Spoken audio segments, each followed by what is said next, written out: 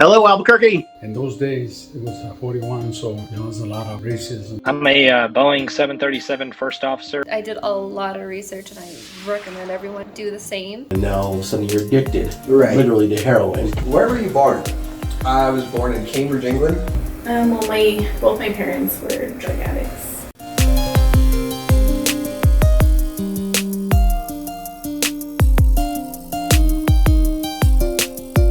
Welcome everybody to another episode of Ordinary Joe's Extraordinary Stories. I'm back with another Ordinary Joe who is also a great friend of mine, Randy Morton.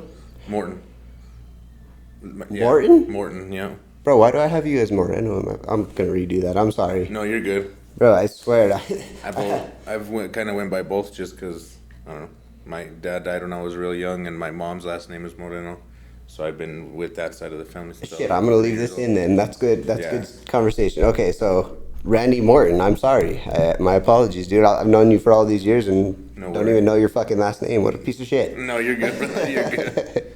Okay, so I always like to start these things with discussing how I know you, how we know each other. You and I go back, we're looking at probably 5, close 6 to years. 10 years now? Yeah, actually, yeah. So that's Because when did you start at WAC? like in 2015? 2015. Yeah, something like that. That sounds about right. Okay, so yeah, we're approaching 10 years here. That's pretty good. So WAC was the place where Randy and I worked together, where we built police cars. And Randy does the raps, and Randy is phenomenal at rapping. So if you are in the area and you're looking to get a rap done, I assume you do this on the side too? Oh, yeah. Yeah, hit him up. And I'll have you throw out your socials and all that good stuff after.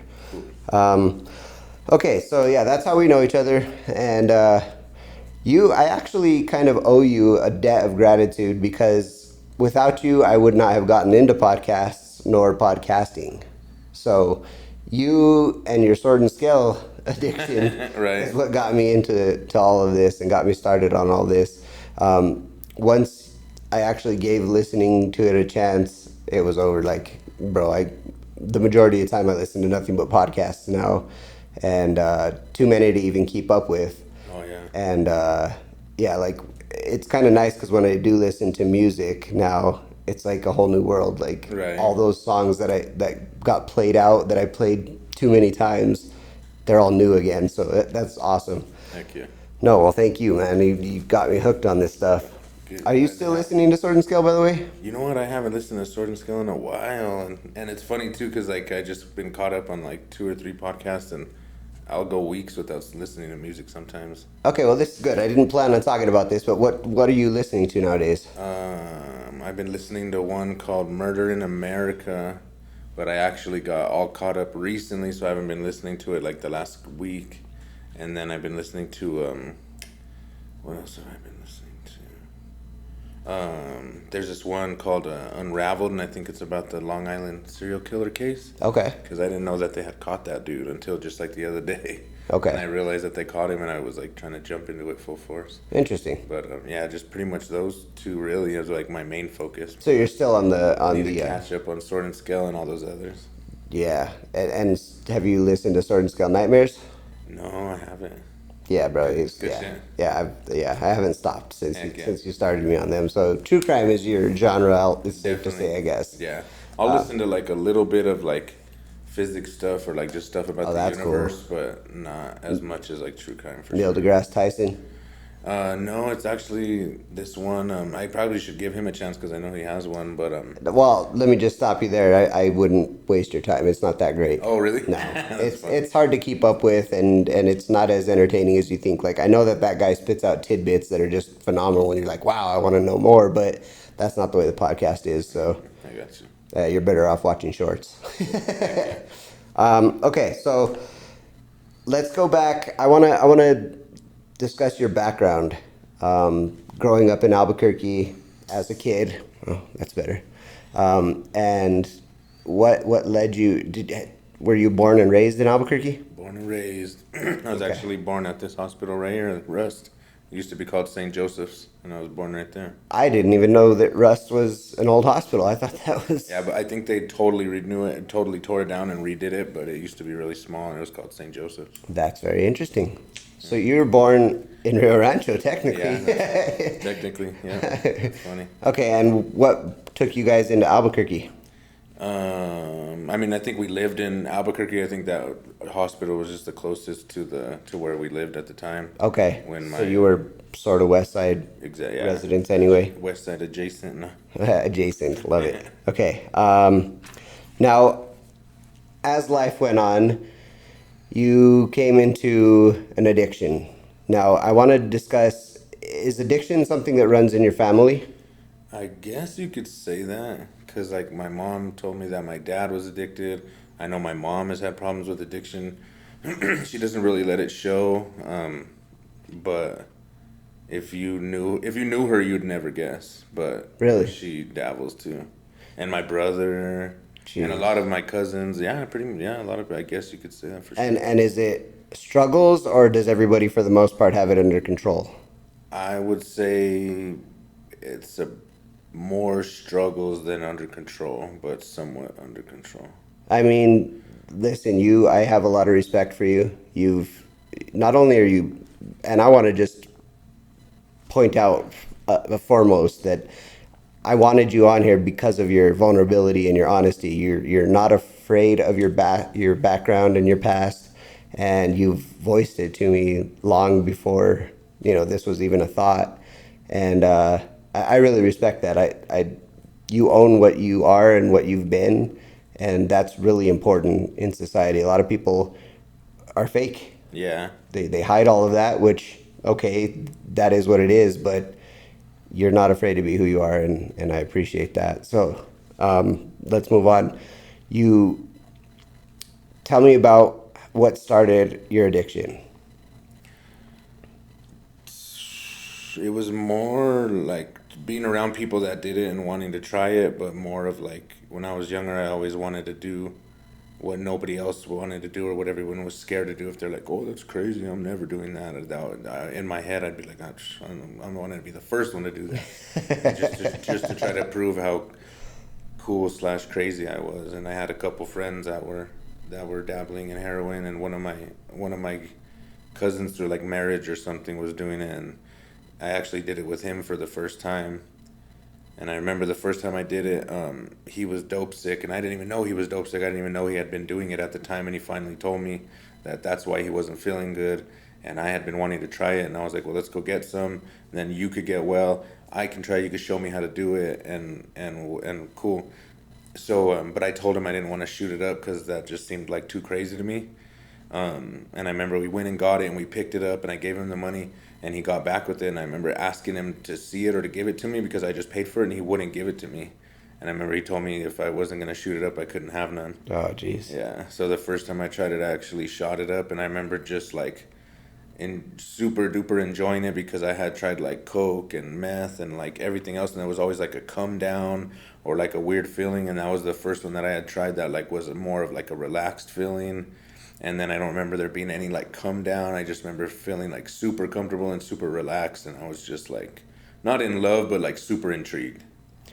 Now, what's for those of us who have never dabbled, if you will, what's that feeling? What is it like? What's the appeal, I guess? I guess it's mainly like the rush that you get when you do it.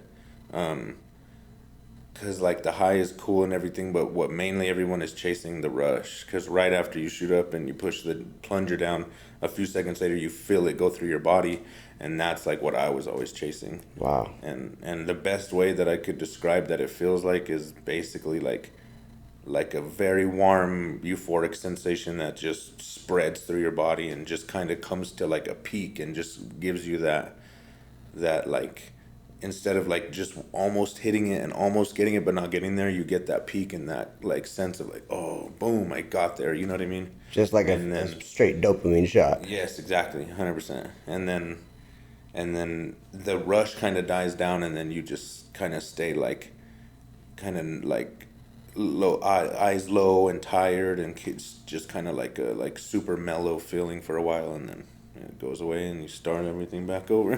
That's awful. Yeah, definitely awful. Okay, so that was your first time your cousin introduced you to it. Correct. Okay, and from there, how did that addiction affect you? How did it take shape? It started affecting me negatively, I'd say, pretty much right away. I was spending a bunch of money on it, too much money on it. It started to where, like, I would only do it on, like, every other payday, like, just on nights that we would kind of party. And then it got to the point to where, like, every payday I was doing it. And then it got to the point to where every weekend I was doing it. And then it got to the point to where I was doing it several times a week. And then it got to the point where I was doing it every day. And that's when I was probably at my worst, is when I started doing it every day. Yeah, pretty much. And how long ago was that when you got to your peak of use? I think it was like, I was 8, no, well, so at the peak, at the worst of it, I think I was like 22, 24, something Okay. like that, yeah. I had been with my woman for a few years. We had already had my son, and my daughter was not even a year old. And I remember we were living at these apartments, and I met this dude that did it. And when I met him is when I started doing it every day. And that's probably when I was at my worst, spending the most amount of money. I lost my job. I was stealing from my job. I was stealing I remember the job that I had, I could set like a certain amount to go into my bank account and a certain amount to go into another bank account. So I like put a certain amount to go into my woman's bank account so that like the rent would always be covered. Yeah. And it got to the point to where I was working like so little hours that like the majority of it would go to her bank account and I would only get like 20 or 40 bucks. So then I started stealing her card to pull out money and spending our rent money. Damn. On it. I don't think it ever got to it never got to the point to where we like lost our house or anything, but I know we definitely like struggled to catch Sure. up on shit a few times. I remember the first day, that was about like because a lot of people say, well, so technically if you do it 3 days in a row, that's technically supposed to be like what it takes to get addicted. If you do heroin 3 days in a row, on that fourth day you're supposed to be technically addicted. But it took me like years to get there because I think I wasn't doing it every day, or I don't know, maybe everybody's body's different. But Sure. I did it like every single day for like a good like 2 months. And I remember the first day I woke up sick. I didn't even think I was dope sick. I thought I had the flu or something. And I was like, and I hadn't. It just came on real quick. Like I woke up with it, and I was like, damn, I wasn't even feeling bad last night. And a few hours went by, and I started thinking about it, and it hit me, and I was like, damn, what if I'm dope sick? And I remember I went to that guy's house. His name was Xavier. And I went to his house, and he didn't have any heroin or anything, but he had some Suboxone. And he was like, here, take this. And I took it, and sure enough, it made me feel better. And So what does the dope sickness feel like? What is that? the closest I can, it kind of feels like the flu. So like body aches, fever. Fever, yeah. Hot and cold. If it gets bad enough, you can get like the shakes, and you can get like really bad diarrhea. But mostly it's like body aches, runny nose, yawning, stuff like that. Crazy. Yeah. And okay, so how long? Now I want to just point out that you're sober now, Right. and I'm very proud of you. Good man. Thank you. You've come a really long way, but there was a lot of struggles along the way to get there. Can you tell me just some of your lows and some of your highs, and what led you to the point where you're at now? So I would say that time that I was talking about earlier, that was definitely the lowest point. A lot of people trip out on this, but I basically had an addiction through being on probation and house arrest. And a lot of people find that hard to believe, but So what, like when there's a will, there's a way. Your dealer would come to you? No.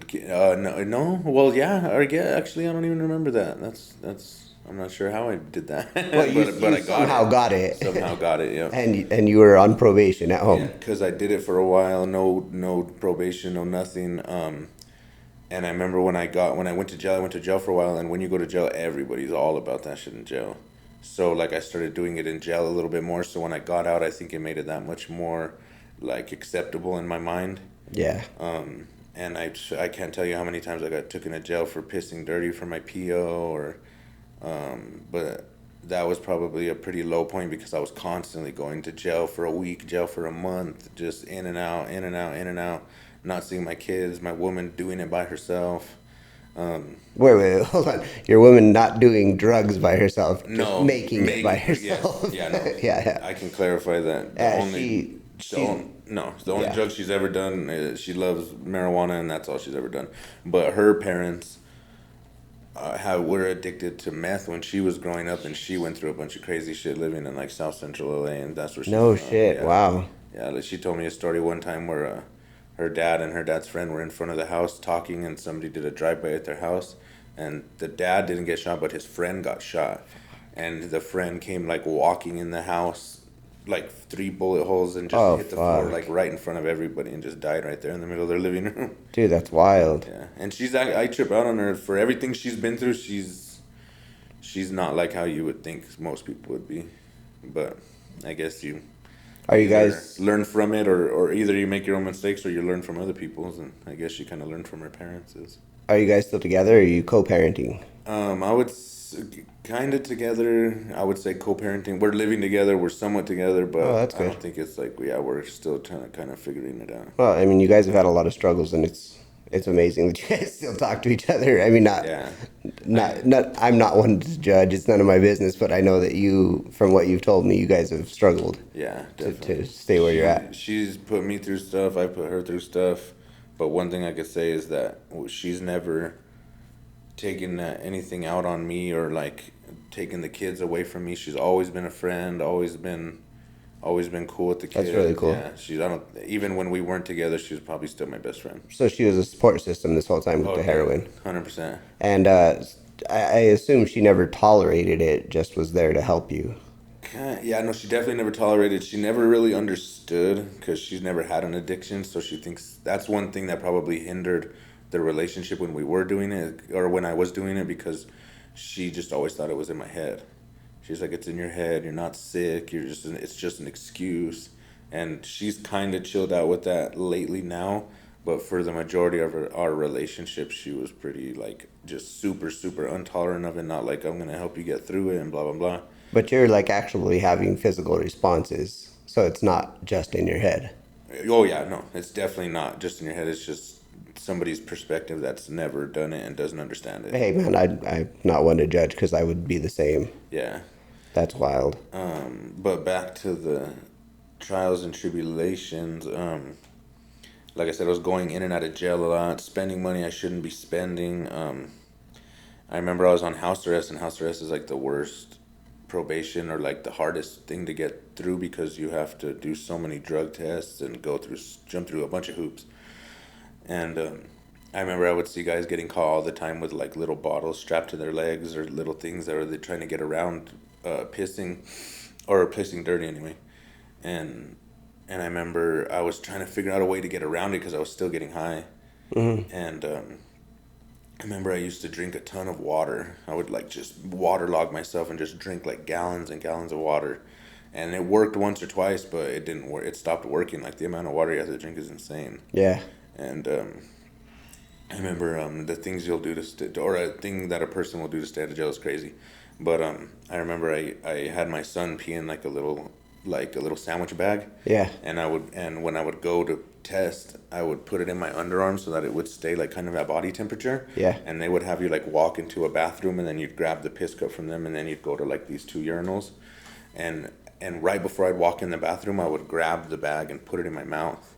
And then the guy would be like, hey, and I would just get the cup. And as I'm walking to the urinal after he gave me the cup, I would break the cup in my mouth, or break the bag in my mouth and spit it in the cup. Oh, Jesus. And swallow the bag.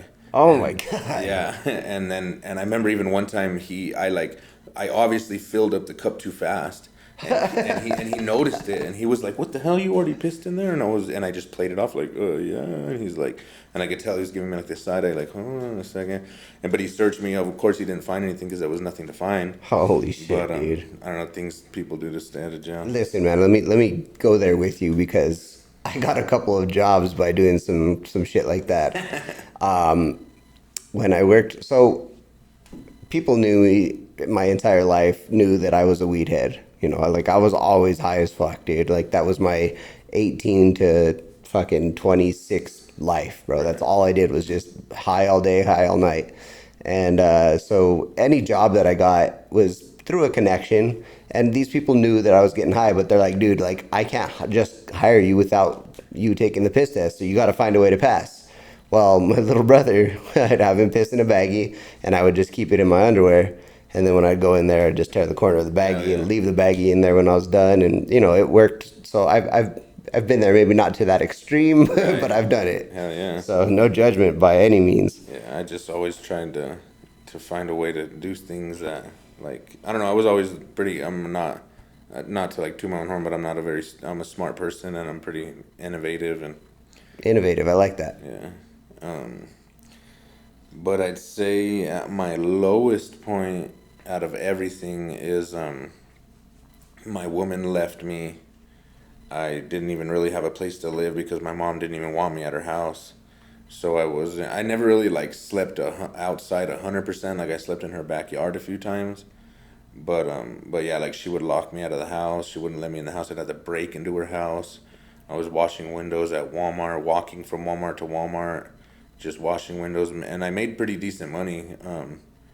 I think it depends on like how trusting of a face you have, because some people you look at them and you're like, I'm not giving this fool any money. But some people, I don't know. I guess I just either the gift of gab or I just looked trustworthy. But I made some pretty decent money.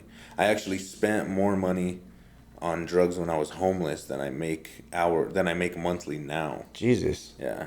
So I earned pretty good money. Okay, so let me interrupt you for a second. I got a real honest to God question. Do you think that people giving you money was sort of was there like empathy towards that? Like they felt bad? Or do you think it was like, shit, I just need to get this guy away from me. I'm going to give him some money? I think it was some of that, but more like empathy, because most people just ask, and I would offer to like wash their windows, and people would always say like, at least you're doing something for it, at least you're doing something for it.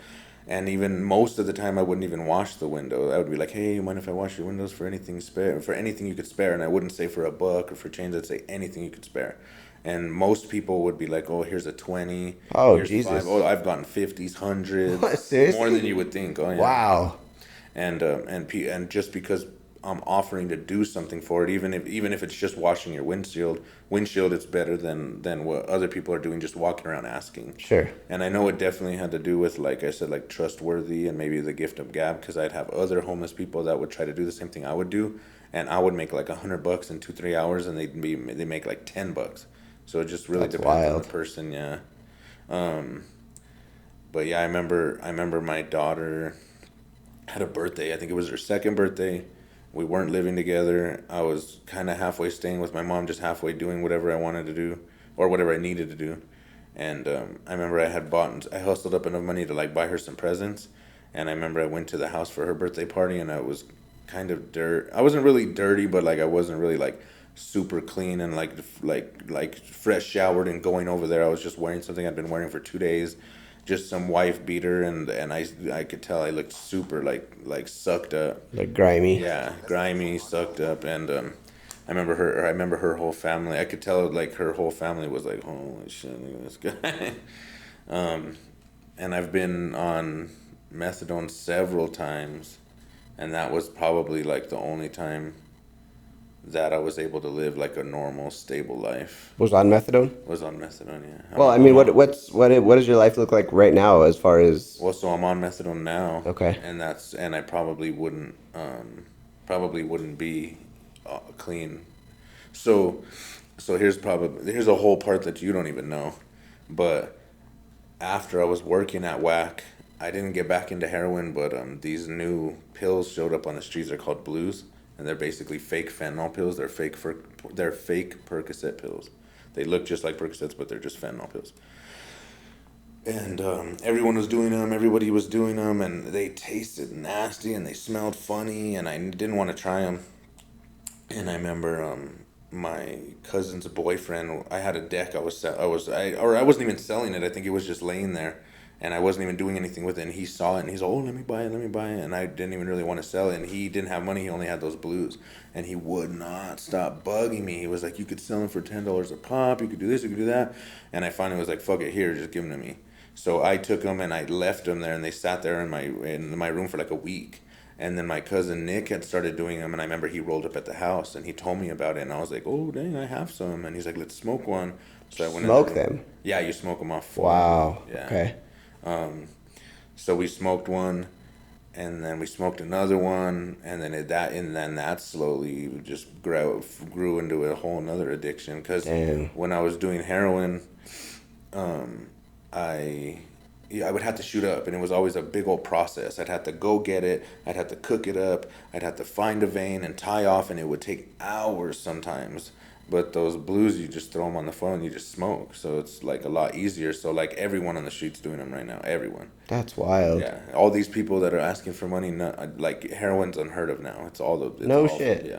It would, if I tried to find it, I probably couldn't even find it. So this is the fentanyl epidemic we're talking about here. It's from smoking these pills. Yeah. Wow, that's wild, dude. So everybody just smokes them off foil. So I was doing them, and they were pretty expensive back when I first started doing them. They were like, I remember they were like $10 a pop, and then they went down to like 8, 9, and they just slowly like dropped down slowly and slower and slower.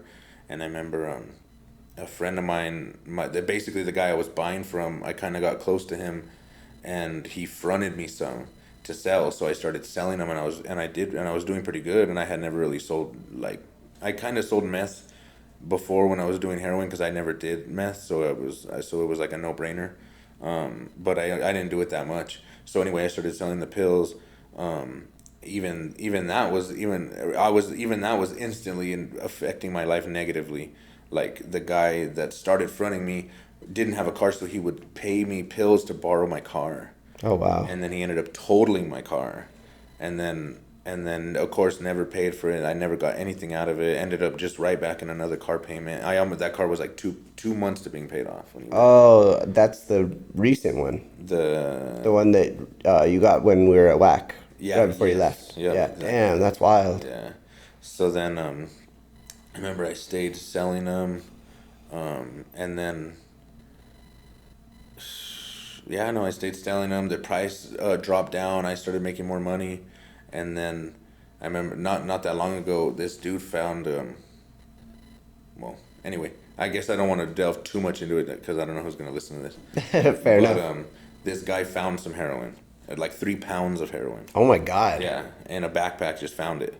What the fuck? Yeah. So and then I remember he got a hold of somebody that knew me, and I was like the only person that person knew that even dabbled.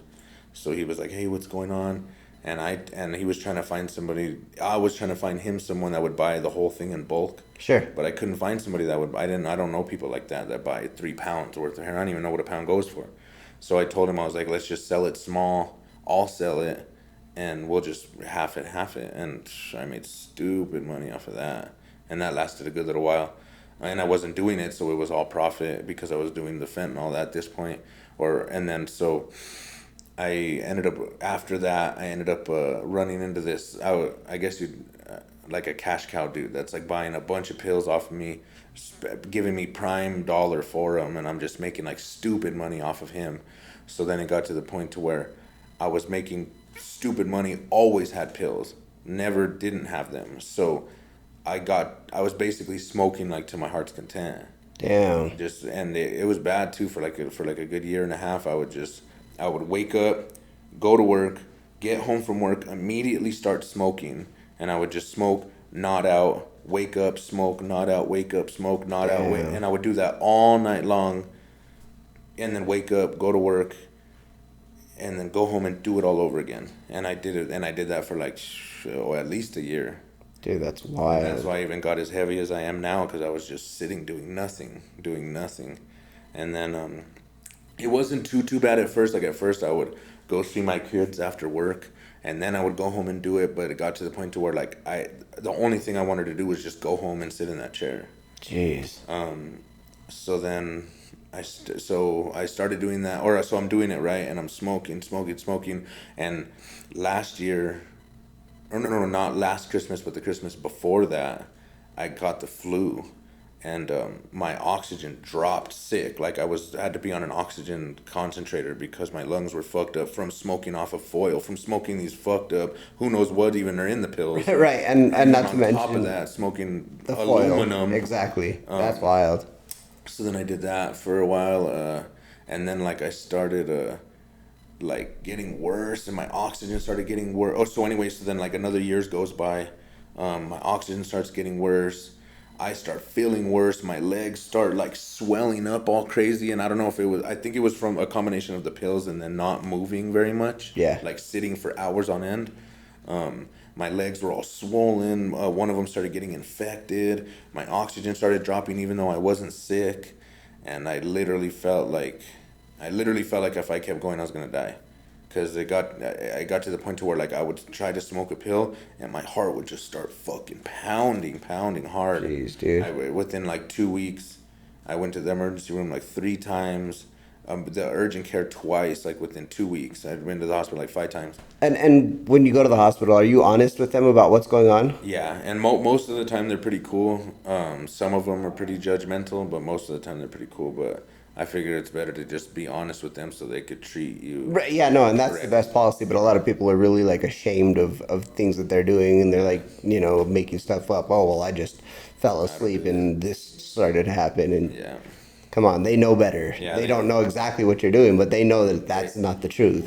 They see it all day, every day. So. Right, and to that point, if you're just making shit up, they're gonna treat you for something that could adversely affect or go against what you really need. You know what I mean? Because they don't know any better, so they're like, oh well, it could be this, so they treat you for that, and who knows what that effects that's gonna have versus of what's in you. That's or even wild. Or even I've done a bunch of fentanyl, which is an opiate, and let's say they give me something that's opiates, Right. not knowing, and then It's I gonna end up drag you even further. overdosing Exactly. or That's yeah. crazy, dude.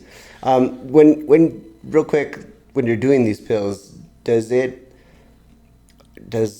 fentanyl crisis cross your mind? Is that a worry of yours when you're doing it, or is it like, I don't give a shit, I'm just gonna do it? Yeah, not when you're doing it. When I was doing it, I never really thought about it much. Helping a lot of people out. Since I was doing so good, I would just be helping everybody out. Cousins, people I'd see on the streets. Financially, you mean? No, with pills. Oh, with pills. Just throwing them around because I had so many of them that I never didn't have 1,000 pills all the time. And did like the thought of maybe somebody dying from one of your pills ever cross your mind? Yeah, definitely. But thank God it never happened. So anyway, so I got to the point to where like my body basically felt like it was just failing on me.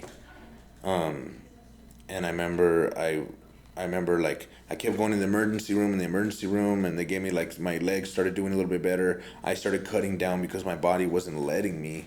I went to I was like, I need to find a primary doctor that knows me and focuses on me, that I can move forward with, instead of just seeing these random doctors. Sure. So I remember I had got this primary, and I went and seen her, and I had an oxygen tank with me. It wasn't even mine. The emergency room wouldn't even prescribe me oxygen. I was using my grandma's oxygen. Oh, Jesus. I was walking around with like an oxygen sensor hanging from my neck, and I would be checking my oxygen like every 10 minutes. Damn, dude. And I remember I just broke down in her office, and I was like, my body's fucking up. I can't do this. I can't do that. I feel like if I keep going, I'm gonna die. And she was kind of cool, but she was pretty blunt. She's like, you are gonna die if you keep going. She didn't want me to go home. She didn't want me to get on methadone. She wanted me to go straight to Anna Caseman's psych ward and turn myself in and basically tell them I'm gonna kill myself. So they so I would have to stay there for at least 3 days. Wow, dude. Yeah, and that was her, and I still didn't even do that. I still smoked a couple pills after I left there, but my body just wouldn't let me do it anymore. My body was just like, my heart would start pounding. I'd start feeling fucked, weird sensations. Like, I could tell my body was just like, I can't do it anymore. Shutting down and shit. Yeah. That's wild. So I remember the last pill I smoked was March 15th of this year. So I'm going on like 3.5 months, 4 months to where I haven't done anything. Well, that's nothing to scoff at. Yeah. I mean, that's a step in the right direction, a huge step. I mean, the fact that you've gone months is pretty. And I feel pretty good. I feel like the first couple months was hard because I'd get like thoughts in my head that were like pretty like go smoke.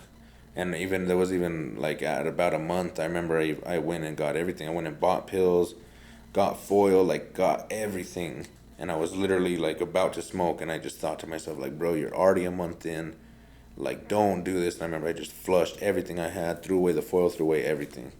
And Wow. but these last few months have been good. I haven't really thought about it. I feel really good. I feel like I can be clean and stay clean this time. Good, man. I'm glad to hear that. Yeah. Are you still working at the wrap place that you were working at? Yeah. That's great. Yeah. Is your cousin still working with you there? No. He's working actually with Phil. Oh, is he? Yeah. Oh, that's cool. Good. Glad to hear that. But that was actually a little bit of a blessing that I had the job that I still have now, because my boss was like an ex-junkie, and he was pretty understanding. Oh, that's good. Through everything, and he knew I was using, and but also on top of that, I never like let it affect him like adversely, like. Right, you weren't always- stealing from always- the company, and you yeah. weren't calling in all the time and Yes. shit like Yeah, that. exactly. Oh, that's good, man. So at one point, during your addiction, you had moved out of state. You were telling me, and Yeah. and that was in an attempt to get clean, right? Yeah, pretty much. It was like kind of like a not really just for that, but kind of like a like we can all, and then on top of that, you don't have the temptation of being in Albuquerque, because my woman's dad lived in Missouri, and she wanted to see him, and we went and lived out there, and of course he promised all kinds of you don't have to pay any rent, you don't have to do this, you don't have to do that, and it was totally different when we got there. Of course. But I hated it. Oh my god, it was the worst. Small town, always fucking cold, and then when it's not cold, it's humid as fuck. And then just I'm not maybe necessarily a big city guy, but I'm definitely not a little city Small guy. town. Yeah, not a small town guy at all. I hated it. You're preaching to the choir, man. I'm a big city guy. Yeah. I need options and places to go and things to do. Like yeah. I get bored out of my mind. No, I grew up in a small town, and I not a fan. Yeah. So how did that play with your and addiction? It basically just made it harder to like find what I wanted, but I still got high on different things, because if you're not ready, you're not ready. Like That's fair. No, I understand that from my cigarette smoking. So the only thing that was really in that town was like meth, so I was doing meth here and there, a lot of drinking. Because before I did heroin, I was a huge drinker, staying drunk for like weeks on end. jeez. Yeah, drinking half gallons of Crystal Palace, just wake up drinking, wake up taking shots. And you I think you said that your mom, that's what she struggled with, is alcoholism, right? Yeah, she struggled with alcoholism, and I was adversely affecting her, because that's all I wanted to do. So I was like taking advantage of the fact and making it worse for her. Like if I wouldn't have been drinking when she was getting in her drinking phase, I could have either got her out of it, or she wouldn't have been as big as she was on it. But I was right there next to her, like, yeah, go buy another bottle. You know, Oh, jeez. and she owned a barbershop, and I remember we would go to open up the barbershop, but we'd already be drunk when we got there. So we would just go in the back and keep the door locked, and people would be trying to come to get haircuts, and we would just be all in there drinking, staying drunk for weeks on end. And then she ended up meeting some dude that had been to federal prison, and it was weird that she had gone with that guy. She'd never been with anybody like that ever. And he got busted for distributing meth and cooking meth. Damn. So he was into it, and I don't think he was doing meth when they met, but he started, and then he got her into it. Oh shit, no way. Yeah. So I think she quit now. She quit the other day, like a couple months ago. But then when I quit, she quit, and then I think she got back into it. But she went out of town not that long ago and just got back into town. And she told herself when she got back into town she was gonna stop.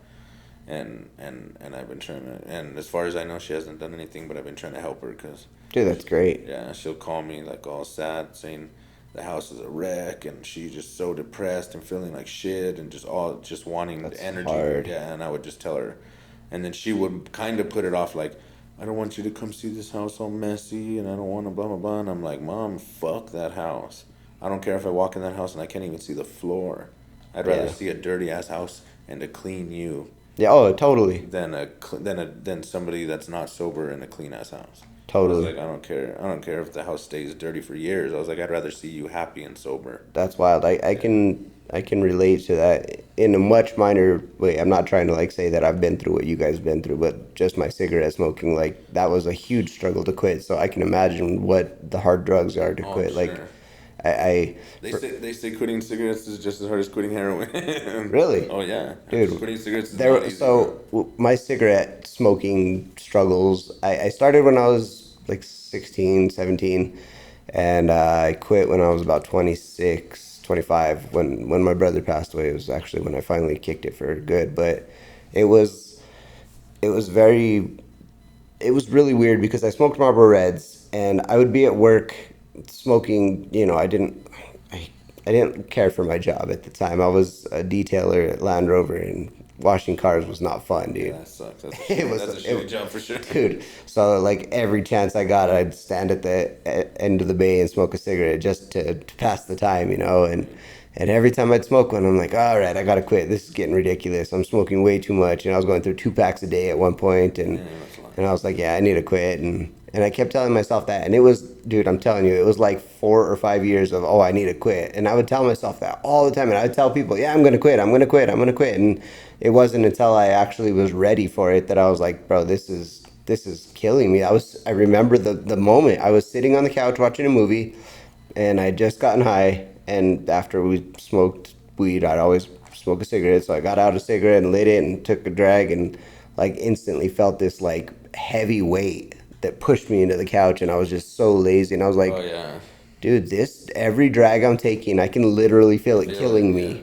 Oh yeah, no, I used to smoke too. I know. So then I was like, all right, I'm done, and that I wasn't done, but that was the beginning of me actually quitting. Yeah. And then when my brother passed away, I was like, that was a very good motivation to stop, because he would have been proud of me that I quit, but pissed if I kept going. So I was like, I don't need it. That's good. Yeah, no, I used to smoke too, and I actually went to vaping for years and years.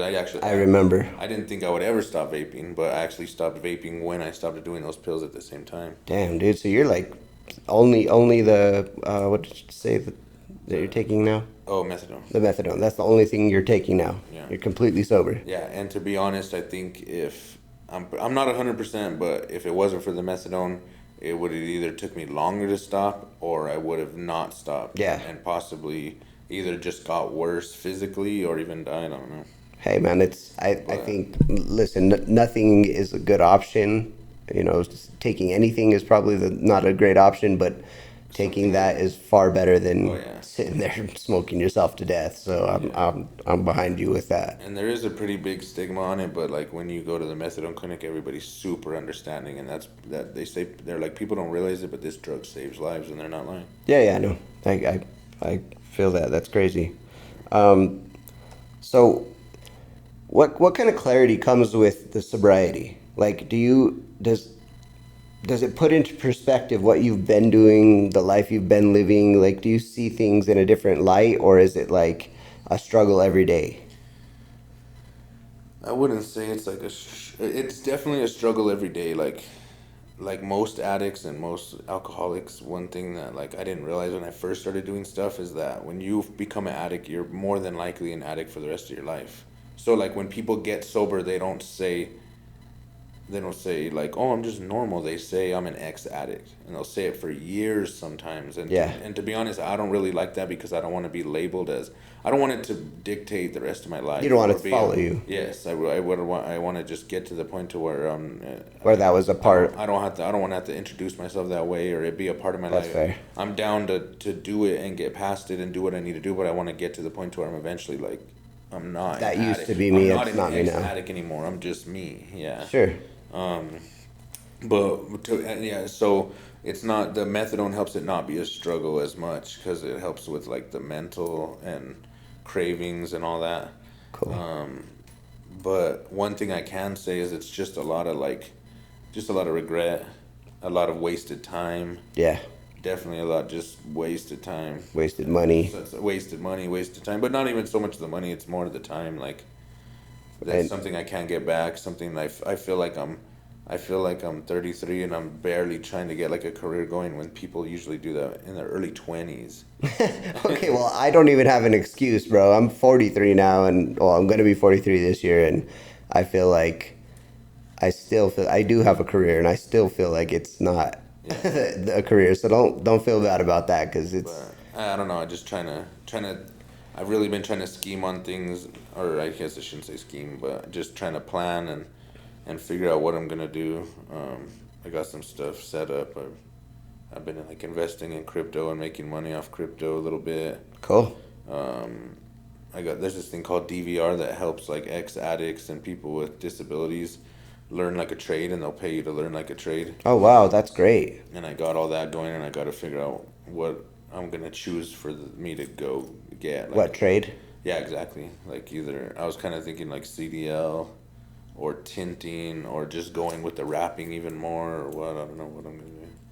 That's awesome. But definitely wanting to get to the point to where I can afford like a good decent life, and Sure.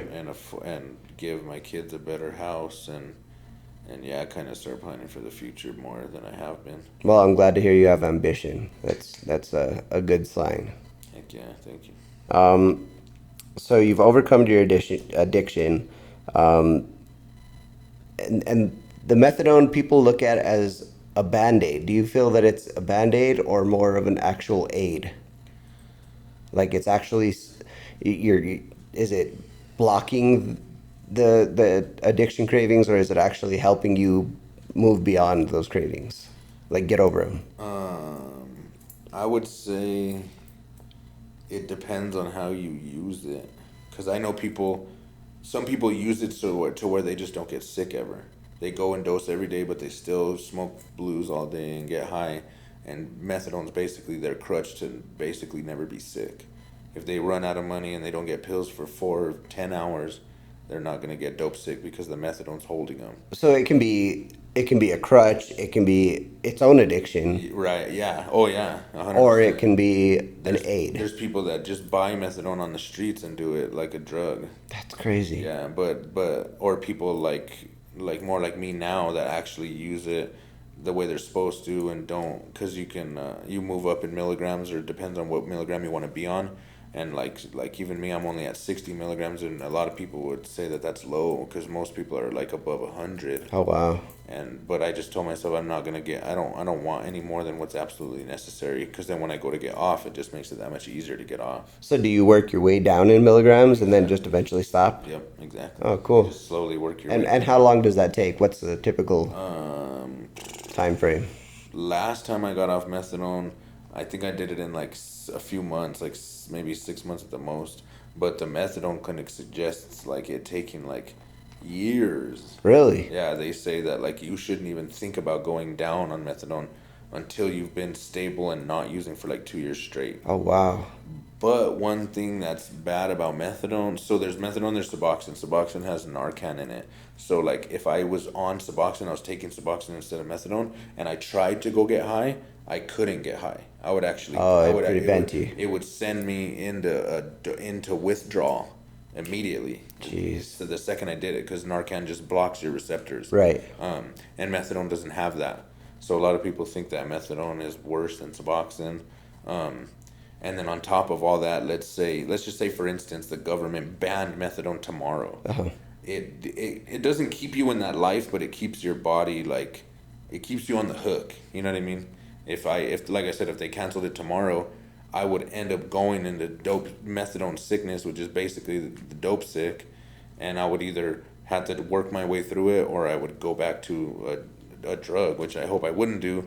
Sure. Because I don't want to say like I'm better than anybody else, but like I even got like back in the day when I was stealing rent money from my woman, and spending our rent money and spending our food money.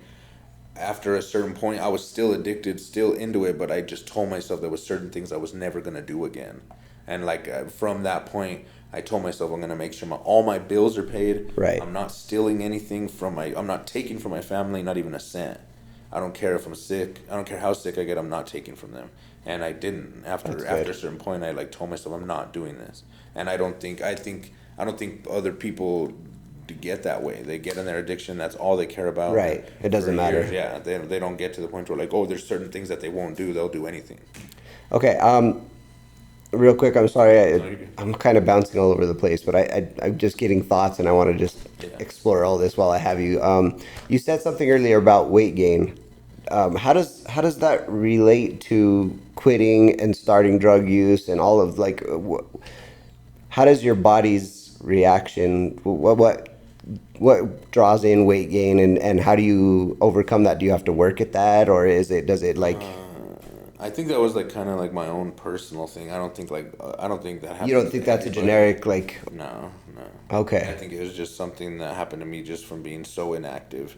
Because most druggies don't have like an endless supply of drugs, so they have to go here and do this, and they're moving around. And me, I had money, so buying food I was never like, oh shit, I had to cook at the house tonight, or I was just buying food, whatever's fastest. So I'm eating what's terrible for me, and sitting on a chair for 16 hours straight, and then even on the weekends, there'd be weekends where I would come home and sit down Friday after work, and I literally wouldn't get out of the chair until Monday morning going back to work. Fuck. And I would do so many pills that I would literally get a headache and start feeling like groggy and just feeling like fucked up because I've just done way too many.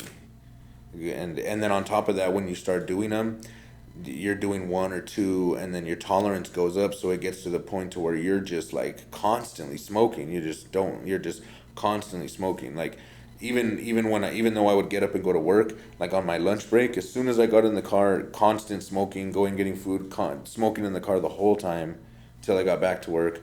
As soon as I get in the car on my way home, boom, lighting one up, going all the way home is just constant pill in my face, smoke, and I knew the foil was bad for me. Yeah. And I don't know if that did it more than the pills, but it's probably just a combination of both. And how did that affect your appetite? Like, did you still have appetite? Were you able to eat and function normally? Or did all of that get, like, pushed aside?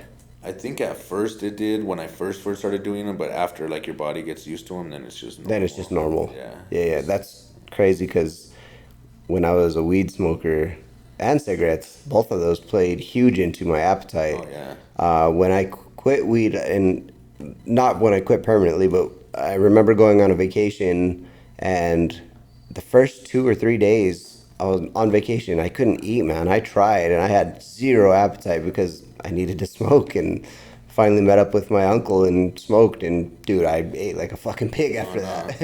And I think that's most like potheads after a while, because even when I was a pothead when I was younger, it was the same thing. I used to smoke to get hungry. Yeah, same. That's crazy. That's wild. Okay, I don't want this whole thing to be about addiction. I appreciate your honesty and your vulnerability. I really wanted to, like, as somebody who's never, well, I guess I've struggled with it in a much more minor way, but I wanted to get a perspective of somebody who's overcome that. So it's really cool that you did. I appreciate you. You said something at the beginning of this about your dad. Can we talk about that? Yeah. So tell me about your dad. My dad, he was like, I guess you can call him like a jack of all trades. Okay. Just kind of, I think his specialty was carpentry, but he could kind of do everything. Mm-hmm. And I know he met my mom when he left his first wife that he had a daughter with, and they had me and my brother. But I don't know. I remember when I was younger, everybody would just boast how good of a person he was, and like, of course, no one ever talks about ill of the dead. You know of course. Of course. I never heard anything bad about him until I started getting older. But my mom, I don't know, she's crazy. I guess she says that she still loves him, and sometimes, like on his birthday, she'll call me and she'll be crying, and like Damn, he died like tough. 30 years ago, and she's still like is all over the place, and she said she still loves him and blah blah blah, and that's probably because she never got like closure with him. But anyway, she would like every now and then she'd get sad and she would start telling me stories, and he was doing meth and coke and cheating on her and drinking a bunch, and he was the maintenance man at the apartments that we worked at, and the second he'd get off work, he'd go to the bar and he wouldn't come home till like 11, 1, 2 in the morning, and he worked where he lived, and he would just leave immediately. And I mean, I'm sure it wasn't all bad, but he got to the point to where I don't think he was the best person, or he was just in a place in his life where he wasn't being the best man he could be. And I remember my mom left him, and he started his own business and actually called it Jack of all trades. Oh, wow. Yeah, and then he was driving a Mountain Air one day, and he ended up wrecking, and he never used to wear a seatbelt. And I guess he was driving and like the road curved to the left, and I don't know if he was falling asleep or what, but he ended up like almost basically like driving off of a cliff. And he had some chick with him that I guess was his new girlfriend. She ended up from the wreck, she like was a vegetable. Oh, fuck. Yeah. From what I know from the wreck, the truck hit, it started spinning, and it's like the initial hit, he like hit his chest against the steering wheel, and it like just crushed his chest, crushed his lungs. The top of the truck got ripped off from like it rolling so many times, and he got thrown out of the truck. And I think they found him like 200 some feet away from where the truck stopped, and he died in the ambulance on the way to the hospital. Damn. How old are you? I was 3. Damn, dude.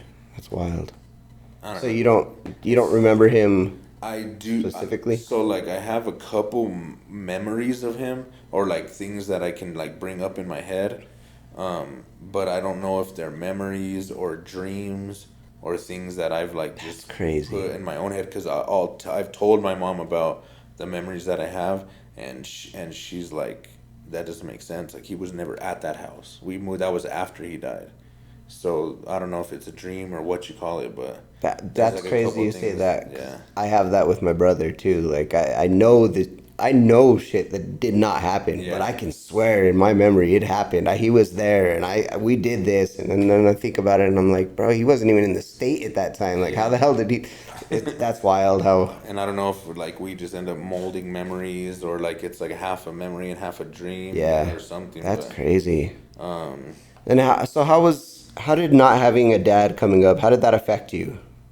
I don't know. I guess it didn't. I don't feel like there's anything like substantially that I'm like, oh my god. Like there was never a time when I was a kid and I was just sitting there crying like, I wish I had a dad. Yeah, Like yeah. it was just normal. Like even then, like people, like I hate to say it because he's my dad, but I'm not sad about it because I don't know him. Right. No, that's fair. How could I miss someone I never met? You That's know what fair. I mean? Even though I met him, but I don't have any memory of it or whatever.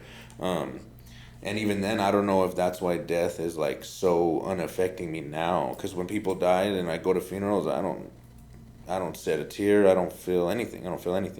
And I'm not like trying not to feel anything. I just don't. That's wild. But I think the way it affected me probably the most is when I was growing up and getting a little older, like in middle school, I would see other kids with their dads, and they're going like dirt biking for the weekend, or they're going here, or they're doing this, or they're doing that. And they kind of had like a thing. Like I remember this dude Gerard, his dad was in the military, so they were all about like military and kind of guns and just that thing, and they were always doing stuff. And I don't remember thinking like, oh, if I had a dad, I'd be doing this stuff. I just remember thinking like that our family was boring. Like we never did anything. My mom worked nights. She was always tired. My brother was that's rough. my brother was an introvert and like had some learning disabilities and didn't have any friends, so he always wanted to be home. And I was just super outgoing, super social, never wanted to be home. So I ran away when I was like 15 and moved out when I was 15. And I know now that I went basically looking for a father figure, but I didn't know that then. Interesting.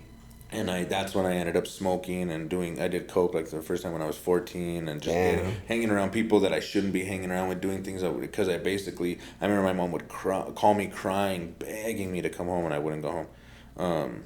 I remember when I finally did come home, I came home on house arrest, coming out of jail because I had no other choice. Damn. Yeah. I ended up going and living with my cousins and their dad, which was actually a horrible, horrible thing it ended up being a horrible thing because that guy is probably one of the worst guys I've ever met in my life.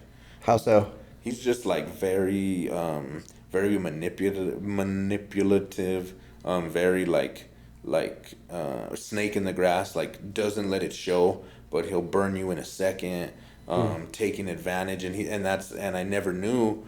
Because he always like plays that, oh, I'm a good guy and I'm here to help, but it's like all these underlining things that he's doing, and he'll burn you in a second.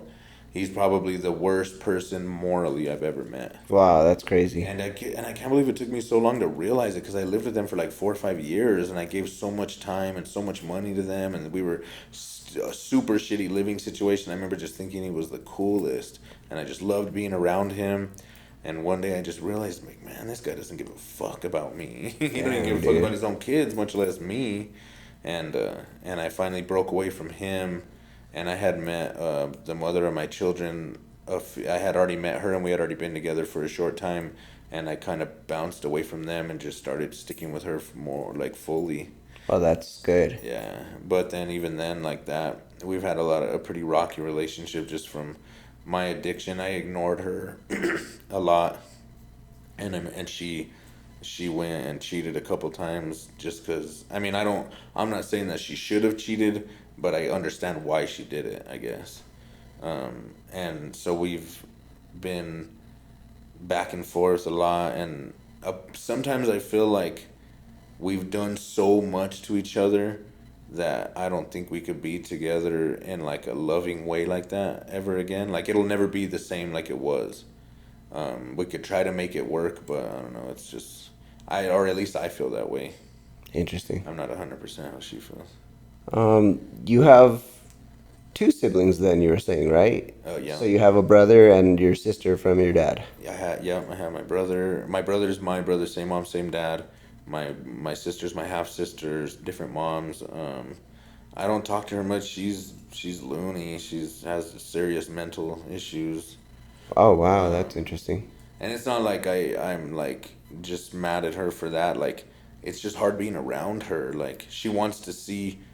So when we were growing up, I remember I used to idolize her because she was a part of my dad. Okay. That was the only thing that, like, oh, we have the same dad and we share that. And like, so me and my brother would always want to hang out with her, and I remember she would blow us off, and she was going through her own shit. I didn't know it at the time, but she was just going through her own addiction and her own shit. Is she older than you guys? Yeah, she's like 4 or 5 years older, I think. Because she was 7 when he died, and I was 3, so she's like 4 years older. Well, do you think that maybe her being a little bit older and she was going through a different phase of life played into her not wanting to hang out with you? It wasn't anything personal. It was just like, because I remember with my brothers, when I was a teenager, I wanted to be out with my friends. I didn't want to be at home with my brothers. Right. And it wasn't anything against my brothers, because I love my brothers. I had fun with them, our whole lives when we didn't have anything. But also, I wanted to get out and explore the world and hang out with friends. So do you think that it maybe wasn't something personal? It was probably that phase of life? Maybe. Well, so she was already older and like had her own apartment and had her own boyfriend and was kind of working and starting like her adult life. Sure. But she was in her own addiction. She was addicted to opiates too, like oh, oxys. Damn. And she might even still be on Suboxone to this day, but I know she hasn't gone high in like years and years. Oh. I remember she ended up in our lives more. She came and lived with my brother for a while. And then she she went and moved away. She helps her mom and her grandma. And she wants to see like my daughter really bad, because that's like, so one thing that's weird about my dad dying is my dad's side of the family completely cut us off when he died.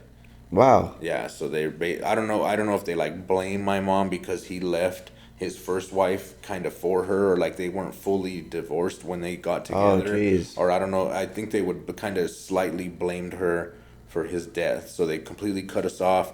I don't know any of them. I don't talk to any of them. I have cousins, uncles, but all the other uncles and aunties only had girls. So my dad's the only one that had boys out of everybody. So the only 2 people that are carrying on their last name, they don't even talk to. That's crazy. Yeah, so they do talk to her a little bit. So like when I was 20, I went and tracked down my grandma, and it was kind of just like spur of the moment. It just happened. Like we were driving to Bernalillo to see a friend, and my mom was like, "Hey, I think this is the road. The house is on this road that your dad grew up on."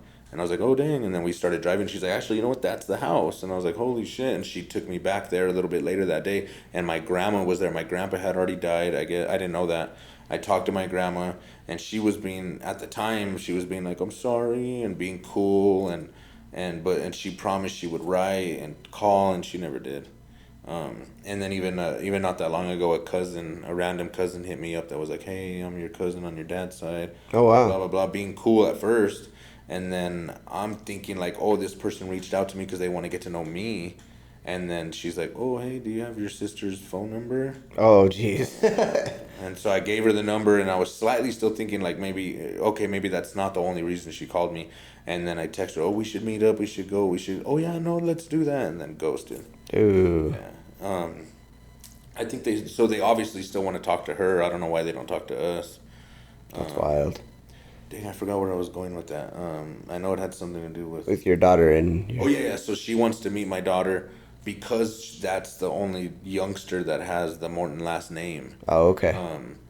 But she's like she's has mental issues, and like even I hadn't seen her in like a year or two, and I went and seen her, and when I walked in the door, she held on to me and started uncontrollably bawling and wouldn't let go of me for like a good 5 minutes straight. And I mean, 5 minutes doesn't sound that long, but when someone's holding on to you and they won't let go, 5 minutes is a long time. And if she's like that with me, I could only imagine how she's gonna be with my daughter, and she's just too like overbearing and just. Well, you just need to tell her to tone it down and be like, But that's the thing. She won't. She doesn't. She can't. She might say she will, but when it comes down to it, she's gonna freak out like she always does, and just. So I don't really let my daughter see her, and I know she resents me for that. And then to go to my brother, he's my full brother. Like I said, he had a learning disability. Didn't really have friends growing up. I know he'll never admit it, but he was always jealous of me because he always wanted friends. Sure. And I had friends and he never had them. I remember when I was younger, one time I woke up, I was like maybe 12, 13 years old, and it was like the middle of the night, and I woke up and I heard him in his room crying, bawling, talking to God, asking him why nobody likes him. Fuck, that's sad as fuck, dude. I know, bro, I know. It's so sad. Yeah, I know, it's super sad. But he's just so like angry. He just has so much anger in him and resentment, and so me and him never got along. Like we even like had got down to where we threw blows a few times, and Damn. I had to whoop his ass a couple times, and every time I always felt so bad for it afterward, and I would apologize.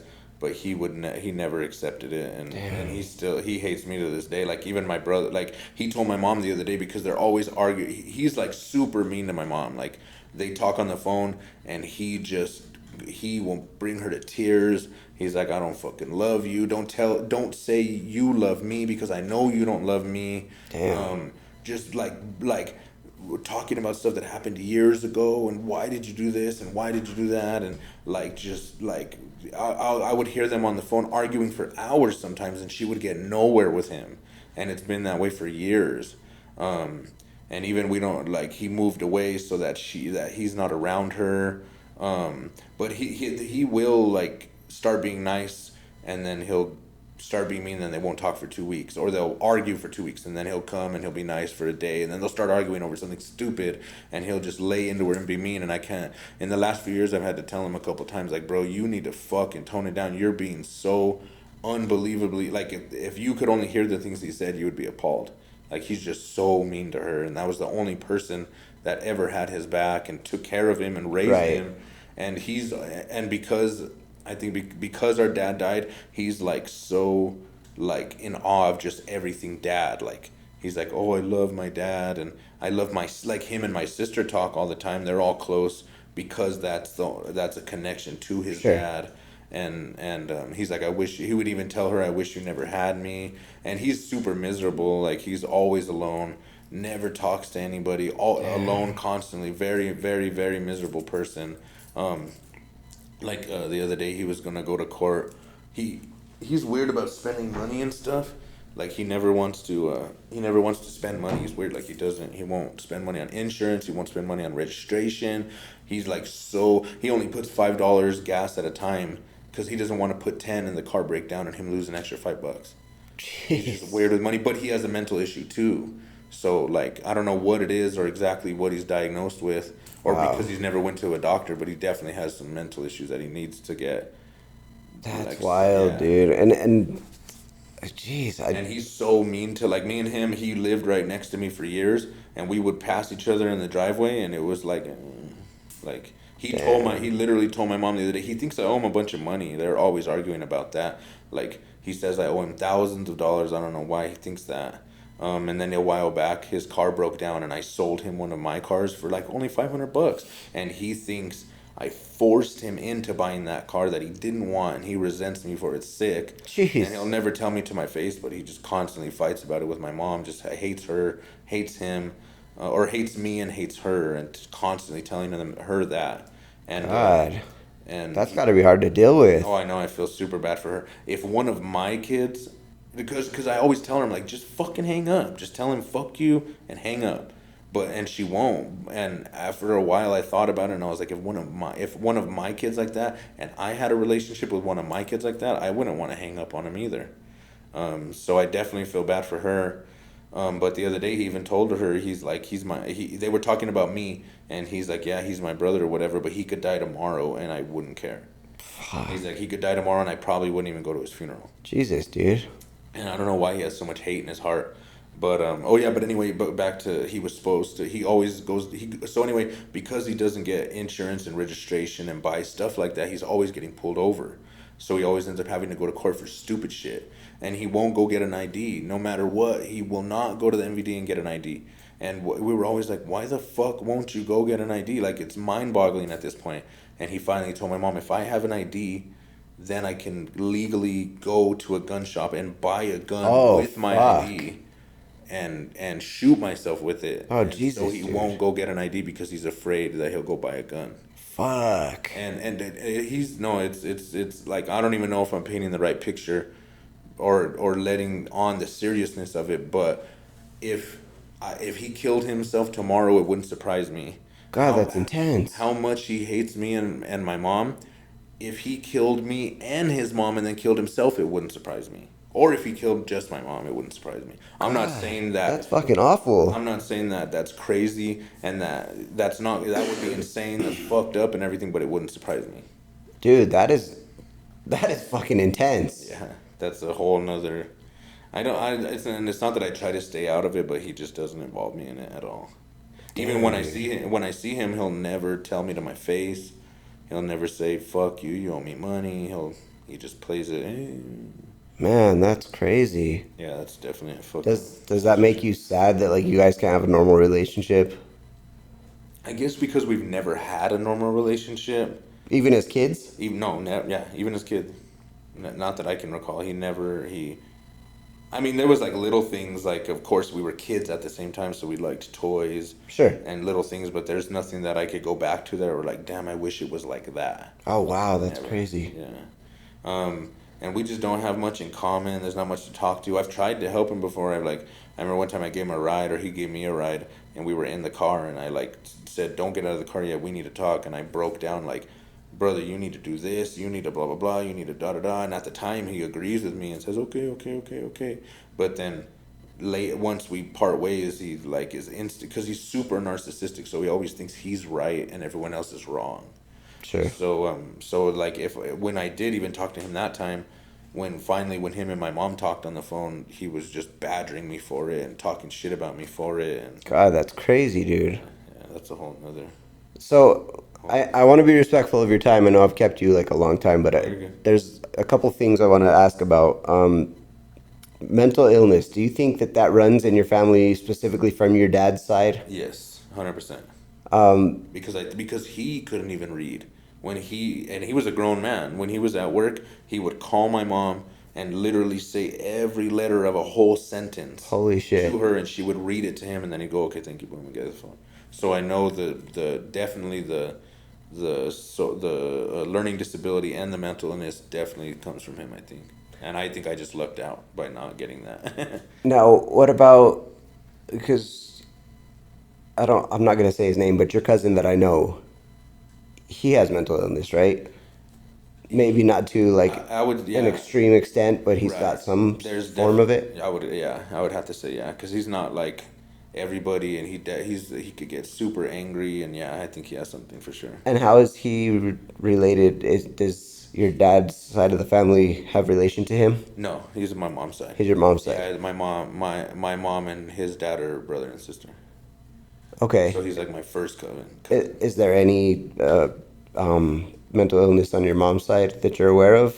No, yeah, no, I don't think so. So maybe he doesn't have mental illness. Maybe he's just a different, a unique person. Yeah, and yes, and it's probably is that he's just like a very unique person, or very slightly mentally ill, or just yeah, no, he's a different kind of dude. And he just has a very unique personality, I guess you could say. Are you guys cool at the moment? Because I know you guys have sort of an on again, off again coolness relationship. Right. No, that's funny that you said that too. We started talking recently, but we didn't talk for like 2 years. We barely started talking like a couple months ago.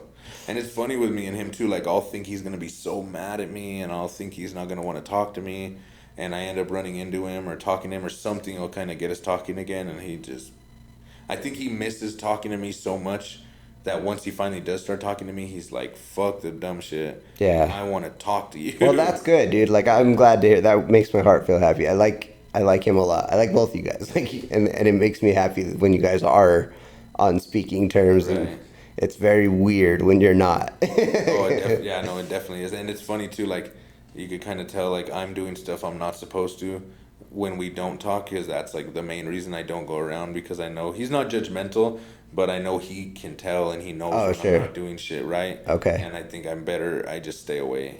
Oh, wow. Because of that, yeah. Okay, and the last thing I want to discuss is rapping. How did you even get into that? How did you and him get into that? So I'm not 100% how he got into it. I know he did rapping like a lot more before I got there, but he's how I got into it 100%. Cool. Yeah, he was working at a place that's closed down now, but they were wrapping semi trucks. And, Oh, wow. And when you wrap a semi truck, you have to like go and push down each individual rivet, and semi trucks have like 40,000 rivets. Jesus. And he called me one day and he's like, "Come help me do rivets," and from that point, I just got into it. That's awesome. And even working with him was hard. It was that was super on and off. We worked together for a few months, and then start arguing, and I'd yell at him and go off on him, and I'd quit, and then I'd come back a couple months later. And it was super on and off. Well, both of you guys are hella talented at it, and it takes a special breed of a person to be able to do that. Like that, dude, you need patience, and I do not have the skill or patience to even attempt it, so I don't try. As a matter of fact, I might get a hold of you soon. I got some stuff I need you to rap. Hell yeah. A few things. But to that note, let's just call it here. I'm sure there's some stuff that I'm missing, but need be, we can do this again if you're up for it. But go ahead and shout out your socials and where people can reach you, and the business if you want to. Cool. So my Facebook is just my name, Randy Morton. My Instagram is Resin505. I don't think I have a Snapchat. I think I made one, but I don't use it. But I mainly just use Facebook and like Instagram. And then I work at Ratchet Industries in Albuquerque, New Mexico. Definitely a good shop, definitely good work. If you need anything done, more than welcome to come down. You can ask for me by name and I'll be there. And I've seen this guy rap in person many, many times, and the quality is just stupendous. It's unmatched. I know that like you won't get bubbles, you won't get tears. It's just clean. It looks like a paint job, and you'd be surprised. So yeah, if you need a rap job, hit this guy up. And on that note, I'm going to just call it here. So thank you for taking time out of your day to come down here and be vulnerable with me, man. I really appreciate it. Like, again, your honesty is mind-blowing. I respect it so much. So thank you for doing this. I know that some people do shy away from that, and I can understand why they do, but I guess I just feel like everything I've been through makes me the person that I am today, so there's no reason to. And I respect it. I appreciate it. But I definitely appreciate you having me come down. It was cool. It's good to talk and get it out sometimes. Definitely. Good, man. And it's nice to see you again, man. It's been so long. Oh, yeah. You too, brother. All right, man. Well, you have a good rest of your day, and then thanks again. Cool. All right, bye.